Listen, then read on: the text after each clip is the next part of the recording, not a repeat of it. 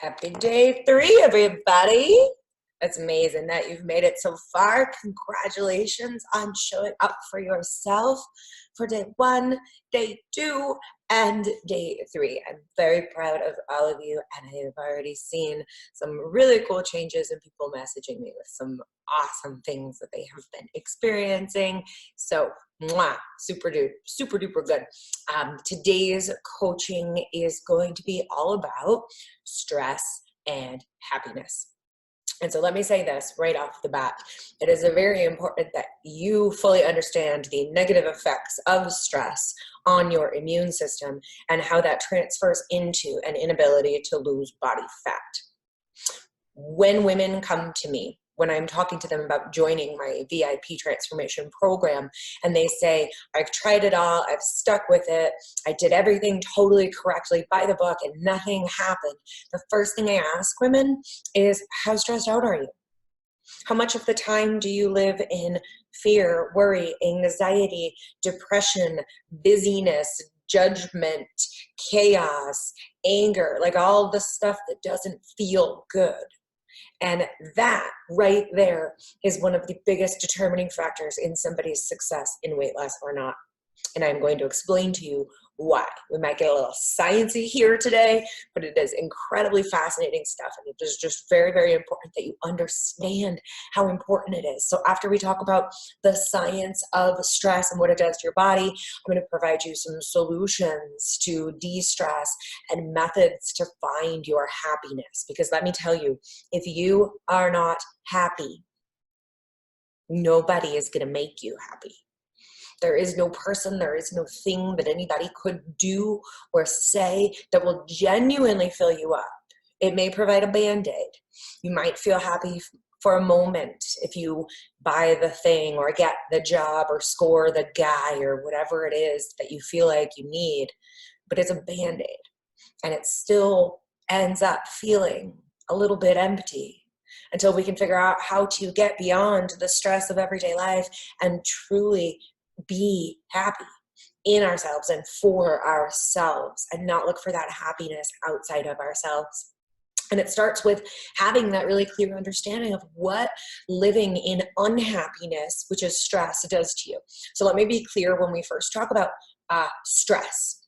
It does not just mean, oh my gosh, I'm so overwhelmed and I have so much to do and I'm really busy and I feel so stressed out. The chemical response of stress in your body happens anytime that you are feeling negative emotions. So you might not actually identify it as being stressed when you're like super angry at your husband for not taking out the trash for the 8th millionth time. But inside of your body, the chemical reaction is a stress response. So please understand that first and foremost. When we're talking about stress, we're talking about any kind of negative feeling and negative experience produces this. So when I say produces, here's what happens. We're talking about cortisol. So cortisol is a hormone that is secreted by your adrenal system. It's totally necessary. You need cortisol. And we always talk about in weight loss having excess cortisol loads, and I'll explain what that is, but just know that you do actually need cortisol. It's necessary for stimulating your metabolism to get fast energy, so to stimulate fat and carbohydrate burn for very immediate energy. It's necessary for maintaining blood sugar, maintaining your insulin levels. So it's important. However, excess cortisol, and we get excess cortisol from physical stress or psychological stress. Excess cortisol is what leads to weight gain.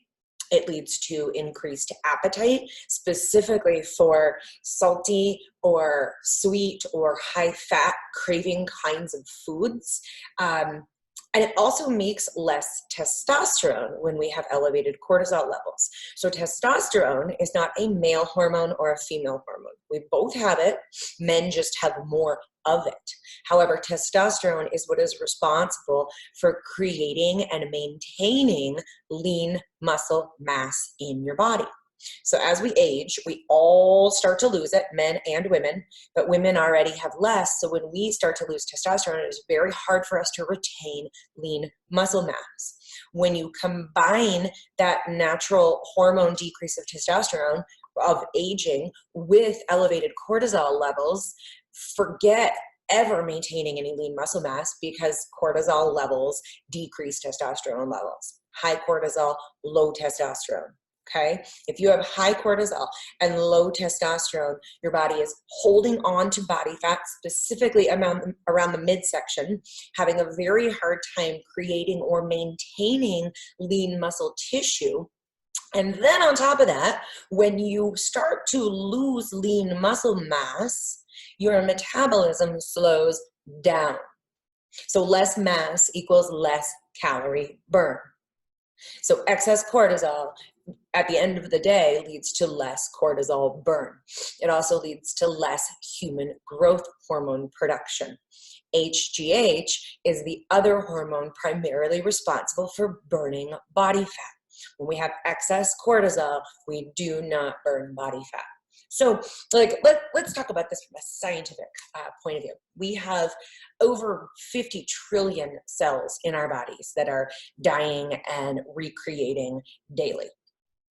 So we're not even the same cellular structure that we were a year ago, right? Like we have the same memories and such, but from a cellular standpoint, your body is not the same as it was a year ago.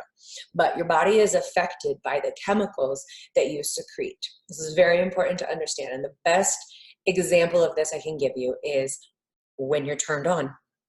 Okay. So when you feel turned on, your brain secretes certain chemicals that make you feel the reaction of being turned on. It's the same as if you have to slam on your brakes to avoid being in a car accident. Your brain secretes a chemical that makes you feel fearful, right? We feel our heart rate increases, our palms get sweaty, we're breathing really rapidly. There's not a lot of oxygen all of a sudden, and these are responses that happen because your brain has secreted specific chemicals. Can we follow along with that? Okay, so your brain controls the chemistry of your blood. And you can change the chemistry of your blood by changing what is happening in your brain. Therefore, you can change your cellular structure, because your cellular structure is just the chemicals that are in your blood. Do we see that? It's really, really epic when you see that you can actually change the chemical structure of your body by thinking different thoughts. And just by doing that, you can start losing weight effectively again and keep it off forever and ever and ever. Like, how cool is that to know, right? Another example that might be familiar to you is like when we feel really loving when we're with our kids, or when we get really big hugs from people who we love and we feel this like calm come over us. Well, that's dopamine and oxytocin and vasopressin. They're just chemicals, right? Your brain secretes a chemical that makes you feel a specific response. So when something scary happens, and in the caveman days, it was seeing a tiger. When we saw a tiger, it was stress hormones, inflammatory agents, fight or flight, right? When those chemicals are secreted, all other systems in your body shut down. Your growth of cells, and so your human growth hormone is shut down. Your cells cannot grow. So we're in this inhibited immune cycle at that time because it's fight or flight. So your body uses all of its energy to fight, right? It does not care about growing your fingernails or burning your body fat. It only cares about, eek, there's a tiger, right? However, in this day and age, there are no tigers most of the time. Most of the time, we are just walking around at this very elevated level of anxiety and fear and worry and anger and stress. And in your body, it's the same as if you were to see a fucking tiger. The chemicals that are secreted shut down the growth of your cells and inhibit immune function. Now, when I say immune function, I want you to understand that the immune system, a lot of people, we just talk about it as like, this thing that keeps you from getting a cold. Okay, but your immune system is responsible for keeping you healthy across the board, keeping you effectively burning body fat, keeping you sleeping well, keeping you from getting numerous diseases as we age, diabetes and joint problems and autoimmune disorders, like a bajillion things that can happen to us. It all comes from your immune system. I'm not just talking about getting a cold, okay? So this fight or flight response is helpful if there is a threat, right? But it is not helpful in day-to-day life. Make sense? Because the chemical structure of your cells goes from one of growth to protection. We can't be in cellular growth mode and cellular protection mode at the same time. You just can't be a both. So what determines really which one you're going to be in is your perception of stress. Okay? The stress is always there. The busyness is always there. The potential to be angry at somebody or frustrated by the slow driver in front of us, or worried about our kids failing grades, or anxious about something new we're trying that might not work. All of these situations will always be there. However, your response, your perception of that situation determines which chemicals are secreted from your brain, which determines what happens to your body on a cellular level, which determines whether you have a happy hormone balance inside of you, the bajillions of hormones that we have, or if something is out of whack because you have too much cortisol, not enough human growth hormone. We're aging, so we don't have the testosterone. And cortisol specifically ends up being belly fat. Okay, so when I speak with women who their arms and their legs, they look like they're fit, and then they just have the tire around the midsection, and they're like, I don't understand why that won't go away. I've done so much work to make all of these other parts of me look pretty good, and like I can't get this one spot off. The muffin top, that is stress. It is the buildup of cortisol over time as well. So when you're 20, if you have a really poor response to stress and your body is just consistently dumping cortisol, it's not going to be as impactful because you've only had 20 years of that. But if you continue like that, once you're 30, you have even more cortisol built up. And once you're 40, you have even more cortisol built up. And it just becomes this snowball effect, right? So this perception of fear that we have, this perception of worry, absolutely 100% shuts down your immune system. And your immune system is what is responsible for you being an effective fat-burning machine. It's your immune system. That's why autoimmune disorders such as Hashimoto's and other thyroid dysfunctions create significant issues with burning body fat easily. It is your immune system that is responsible for effectively burning body fat. Your immune system is directly correlated to how much stress you walk around living. And so I am not suggesting that we all go to a mountaintop and meditate forever and ditch our regular lives and not experience stress in the real world, right? Stress is out there. The situations and circumstances will continue happening forever and ever and ever. And the only thing that you get to do about it is control your perception, control your response to stress. And that is something that takes time. So you need to have a continual eye on how am I managing my stress? The best way to do that is to slow down just a little bit, to get out of that reactionary mind, reactionary behaviors, and slow down just enough to consider, am I enjoying how I am feeling right now? What am I doing with all of this stress that I am feeling? Is there a better way that I could interpret what is happening right now? So, a big stressor for us as women and as moms is the amount of people that we need to care for and the amount of things that we have to do. The list never ends, right? And once you cross something off, there's something else on the list, and there's just always this giant list. And if you look at your list and you go, oh my gosh, I'm never going to get it all done. How am I going to do it? It feels really stressful. And just know in that moment that your body is pumping cortisol and adrenaline into your immune system, into your cellular structure, and you are doing yourself a disservice to losing body fat easily, right?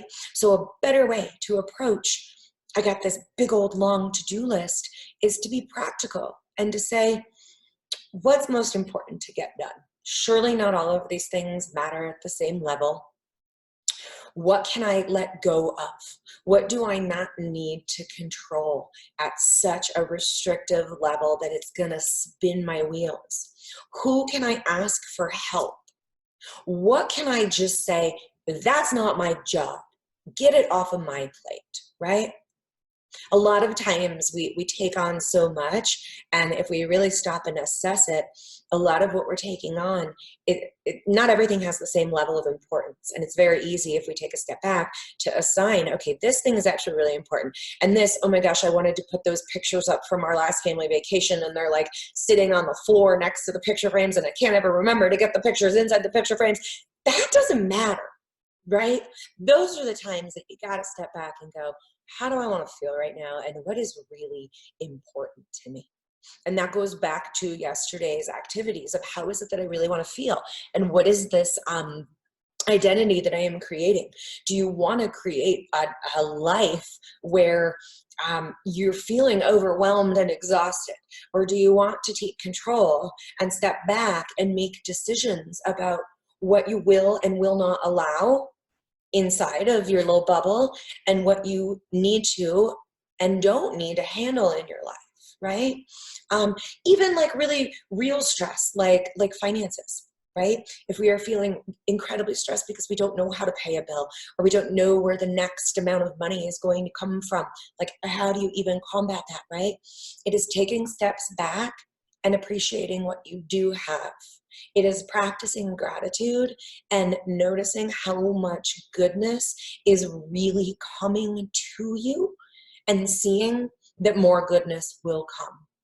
And so regardless of where the stress is coming from, some very easy methods, well, not easy to say, easy to explain, but more difficult to implement until you slow down and really think about what you're doing. But tactics to de-stress is setting a timer for a few times a day on your phone that makes you stop, take a few deep breaths, just breathe, get some more oxygen in. Practicing specific breathing techniques, such as counting in for 4 and out for 4, or noticing your belly fill up with air, and then your chest, and then belly pushing in, and then chest pushing in. Just noticing that breath can take so much stress off of your plate because it resets your hormones. When we stop and we breathe and we slow down, that cortisol has a chance to dissipate, and your hormones can rebalance properly without the cortisol affecting them. So it's important to slow down. Other ways to slow down might be to listen to some happy music and dance for a few minutes of your day. Watch something really funny and uplifting that you enjoy. Listen to something incredibly positive and motivating for yourself. Get outside, take a walk, sit in the sunshine, stop with the phones and the devices and the going and going and going and going, and take the breaks for yourself. I wanted to talk about happiness and how methods to really finding happiness. But as I'm saying all this, I realize that de-stressing and finding happy they go together like this, right? So once you practice any of those methods of de-stressing, the happiness level just goes up, because your body is not under this attack of inflammation and cortisol that is hurting your immune system, and hormonally, like, you can feel that in your body.